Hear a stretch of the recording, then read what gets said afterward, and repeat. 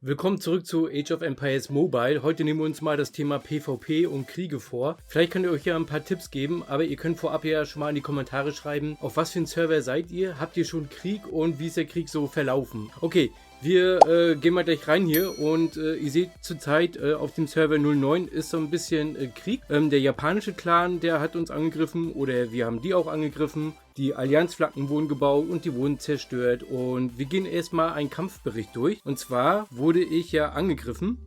Hier Sultai gegen Saxoaze. Ne? Aber wir gucken uns den Bericht mal genauer an. Und zwar tippen wir hier auf Vergleichen. Und hier sehen wir oder gehen wir erstmal auf diese Buffs. So. Und daran kann man sich gut orientieren, wie gut bist du zurzeit und was musst du verbessern. Wir sehen hier, mein Gegner hat hier einen Machtangriff von 206%, Strategieangriff, Machtverteidigung, Strategieverteidigung und HP, also die HP. Ich bin so ein bisschen niedriger. Woran liegt das? Ja gut, man muss ein bisschen mehr aktiver sein. Außerdem war das wahrscheinlich seine Formation 1 gegen meine Formation, ich glaube 3 war das sogar. Ich würde jetzt daraus schlussfolgern, okay, ich muss mehr in den Angriff stecken, ja, ich muss mehr in die Verteidigung stecken und ich muss mehr Lebenspunkte bekommen.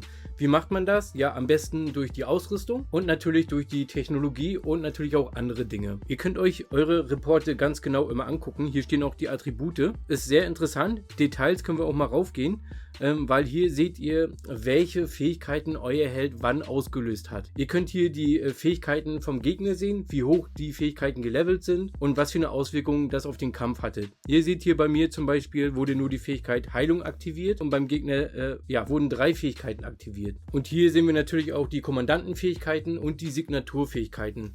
2 sehr wichtige Fähigkeiten, die ihr unbedingt mit berücksichtigen solltet. Wir können es ja hier mal angucken bei Hannibal.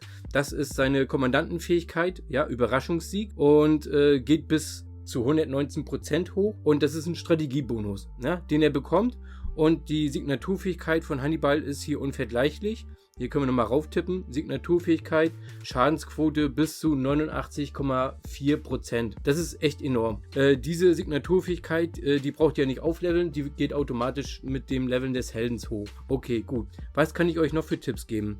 Wenn ihr mitten im Krieg seid, holt euch Ressourcen raus, damit ihr beim Heilen zwischendurch nicht mehr so viel tippen müsst. Was kann ich euch noch für Tipps geben? Wenn ihr ein Gebäude verstärkt oder in einer Rallye seid, im PvP-Modus, ja, wenn ihr angreifen tut, seht ihr hier oben rechts, das kann ich euch auch nochmal einblenden, immer die Lebensanzeige eurer Rallye. Wenn die kurz vor Toreschluss ist, könnt ihr die Truppen zurückziehen und könnt dann heilen und die Truppen wieder nachreichen. Ne?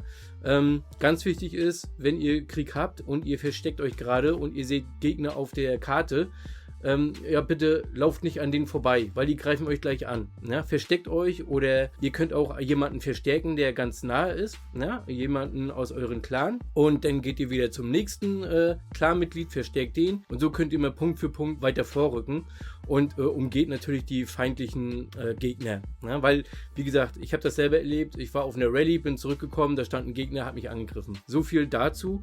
Was ihr noch machen könnt, ihr könnt auf eure Zitadelle tippen, geht auf Zitadellen-Buffs, ihr könnt während des Krieges einen Angriffsbonus aktivieren oder den Verteidigungsbonus. Die Items dafür gibt es in den Shops, könnt ihr gerne mal nachgucken. Ja, ihr müsst oder ihr lernt während des Krieges. Ne? Zum Anfang werdet ihr nicht durchsehen, aber je mehr ihr an Rallyes teilnehmt, je mehr PvP-Action ihr macht, je mehr Türme ihr angreift, je mehr Allianzflanken ihr setzt oder auch angreifen tut, umso mehr lernt ihr. Ne?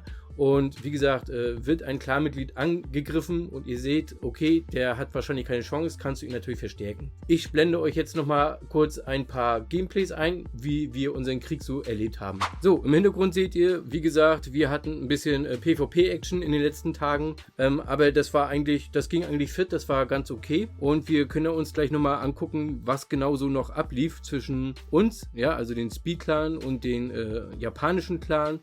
NWO war auch noch beteiligt und ja, den guten Oxid, ja, das ist so unser Wal hier in unserer Region, der war auch mit dabei. Okay, gut, hier seht ihr, was ich meine, ne? Ihr kehrt zurück und der gegnerische Trupp, der rennt euch hinterher und sagt, ey, stehen bleiben, ja, wir wollen dir was auf die Mütze geben. Da müsst ihr immer vorsichtig sein, ja, also achtet immer darauf, wohin ihr latscht.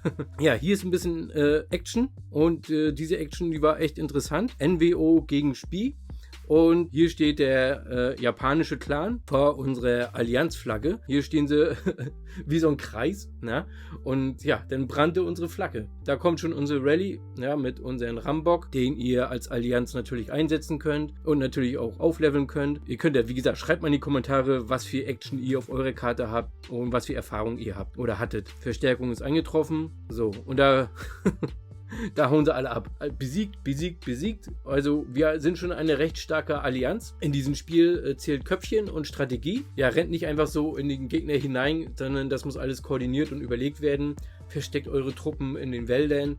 Und wie gesagt, ich kann es nur sagen, das seht ihr auch hier wieder im Hintergrund. Wenn ihr am Zurückgehen seid, müsst ihr aufpassen. Es ist ziemlich interessant. Na, hier rennt unser Spieler weg und die gegnerischen Truppen, die wollen natürlich hinterher. So, hier sehen wir den Oxid. Ne? Er hat natürlich von Halloween alles mitgenommen. Hier gibt es noch ein bisschen PvP-Action. Born to Die ist hier verwickelt oder was? Genau, Born to Die und Boss Fu. Der wird gerade angegriffen von uns. Seine Lebensanzeige, die schwindet und dann ist er, glaube ich, weg. Zack. Weg. Ja? Das heißt, wenn die Mauer runter ist und ihr greift immer weiter an, dann werden die Gegnerstätten wegteleportiert. Wie gesagt, das sind so unsere letzten Tage gewesen. Ein bisschen PvP-Action. Ich hoffe, ihr konntet was lernen. Wenn ihr Fragen habt, könnt ihr es gerne in die Kommentare schreiben. Ich würde sagen, wir sehen uns im nächsten Age of Empires Mobile Video. Bis dahin macht's erstmal gut. Euer Sultai.